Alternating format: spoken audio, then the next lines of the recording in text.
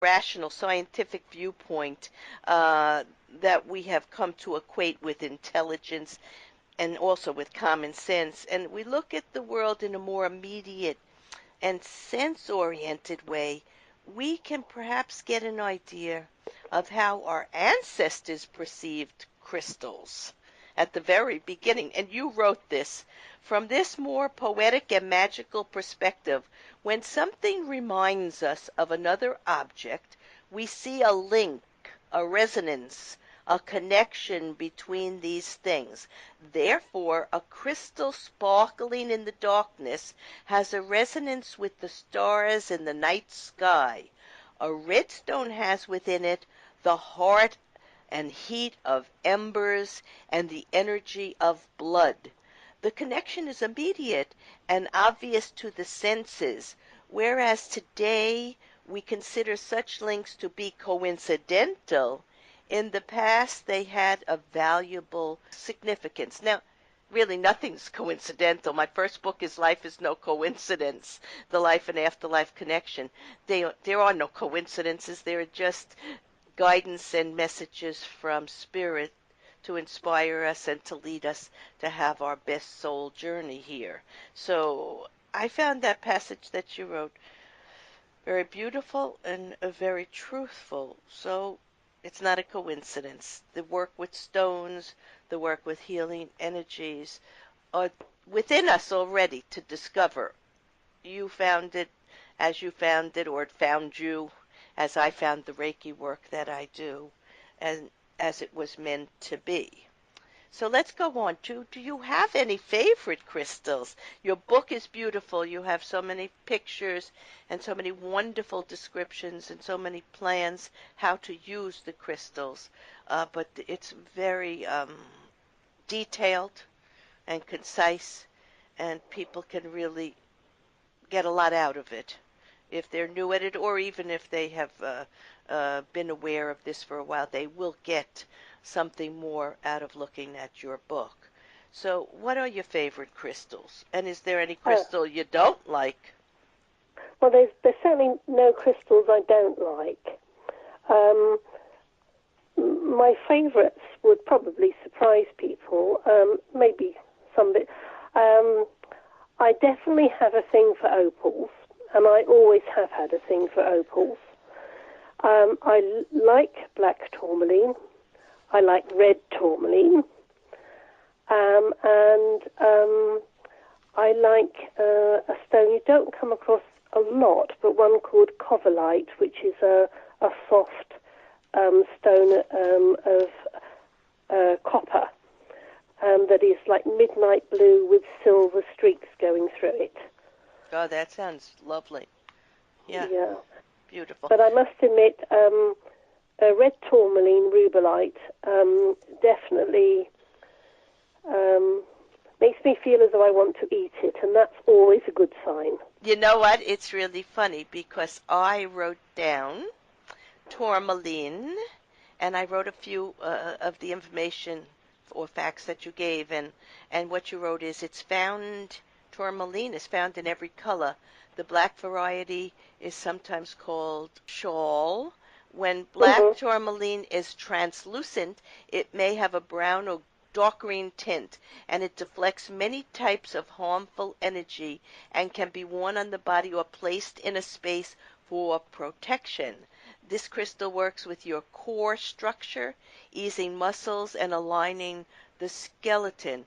It can also help to align a person or space with the energy of the planet. So grounding, it's good for grounding. Black tourmaline has a stabilizing effect on the physical, mental, and spiritual levels of being, and it is an excellent grounding stone. So funny, of all the things, I wanted to just write down a few that sort of appealed to me, and the same one appealed to you also. Yeah, interesting.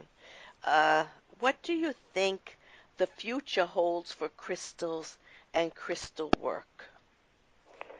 I think it really, because there are several strands of how people work with crystals, and I think also today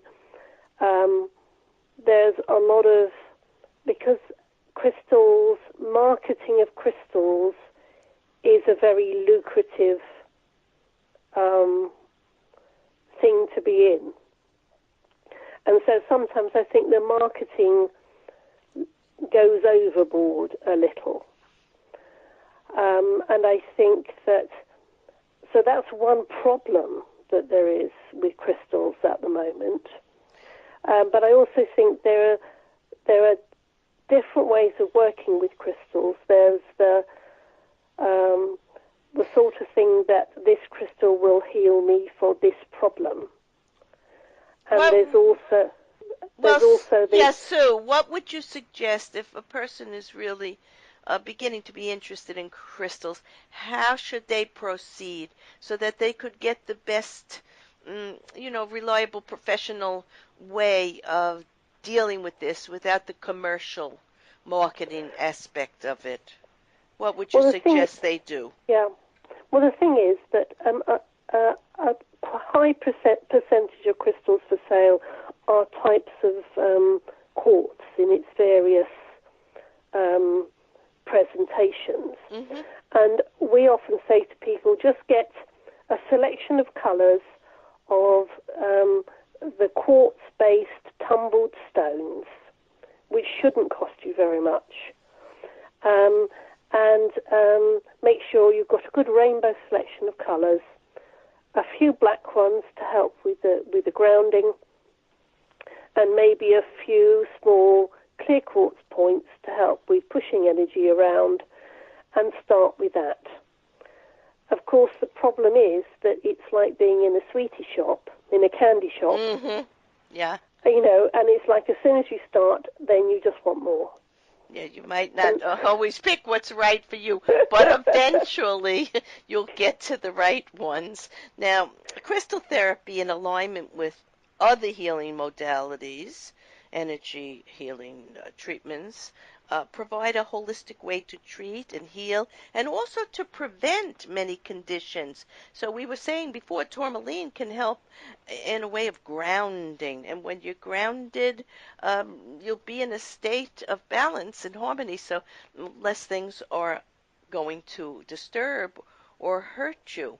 Now, what successful tips for healing using crystals can you suggest? Well, I think one of the things that crystals as a whole do very well is that they're quite, in fact, they're very, very harmonious and ordered in their energy.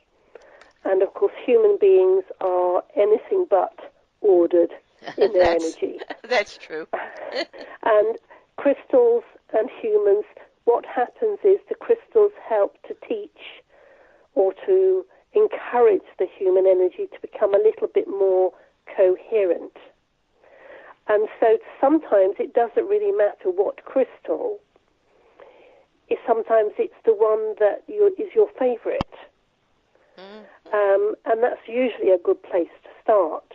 Yes, you also suggested it's possible to be seated, or it might even be better to lie down on a yoga mat or blanket, to wear loose clothing and remove all bulky and metal items, phones and watches and jewelry, so that the energy of the crystal can help align your own body, and take plenty of time to relax. You suggest this after a session, so before you resume normal activity, and drink a little cold water, because our body is a system of electromagnetic impulses, and water is very good to help release anything that the stones or energy healing treatments will do. So it's pretty much the same for working with crystals as the Reiki energy healing that I do.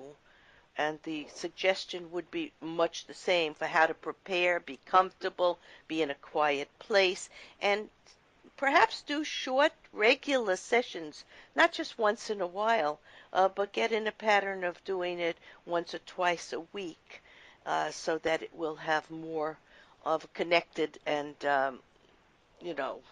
more of an ongoing benefit. But it's also as well, is your body learns to be more coherent. And it's much better to have little short lessons regularly than having one lesson once a month. Yes. because the body will tend to go back to its familiar pattern, and if its familiar pattern is one of discomfort and dis-ease in the proper sense of the word, then gentle, regular nudgings is much more likely to have an effect on the long term. Yes, and we're looking for long-term effects and help. I had a very interesting story. Years ago, someone walked over to me in my showroom, and he said to me, I'm going to give you these two stones. One is for your husband and one is for you. Keep them close by, and I still have them. One was a larger black stone, and one was a smaller golden stone. So, what would that mean to you? Well, it's interesting. It doesn't really matter what it means to me. The fact is, it means something to you. And it's very interesting because people tend to think that the bigger the stone, the better. No, that's not so, right? And it's actually, as you know, it doesn't work like that. You can have a really tiny stone, but if it's the right stone in the right circumstance, it will do the trick. And I think this is another thing that people don't realize, is that it's all about being the right stone at the right time. And it doesn't matter whether it's cost you a couple of cents or it's cost you $200 or $300. It's pointless if it's not the right stone. Well, for me, it sort of meant I was a solar personality. And perhaps the dark one is like a tourmaline, right, that we just talked about, a protector, a stone of protection. So that makes kind of sense. And I did keep those stones. I still have those stones. And this was many, many years ago.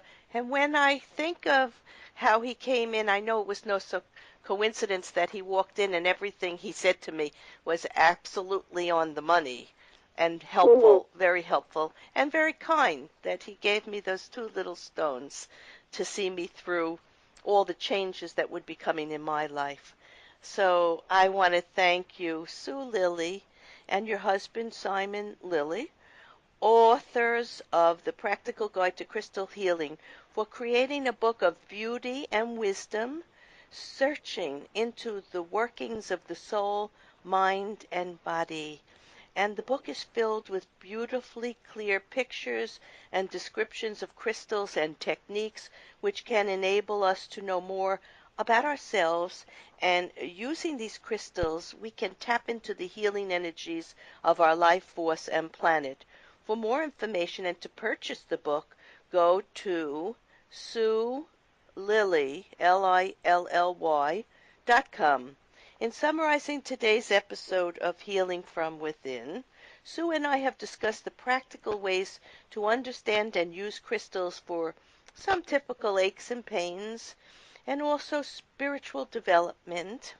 And we have discussed how to feed the spirit, shifting from one state to a more prosperous state of being by removing some of the negative patterns and using meditation with crystals to become aware of spiritual realms, perhaps even past lives, as all energy modalities and tools for healing explore the realm of physical and metaphysical life.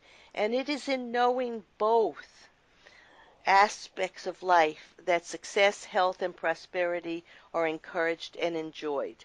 Sue wrote, "Holistic healing addresses the underlying weaknesses that have allowed physical symptoms to arise.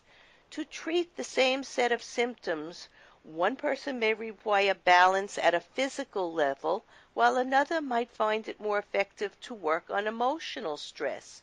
For true healing of a condition to take place, stress will probably need to be released from several different areas of your being over time.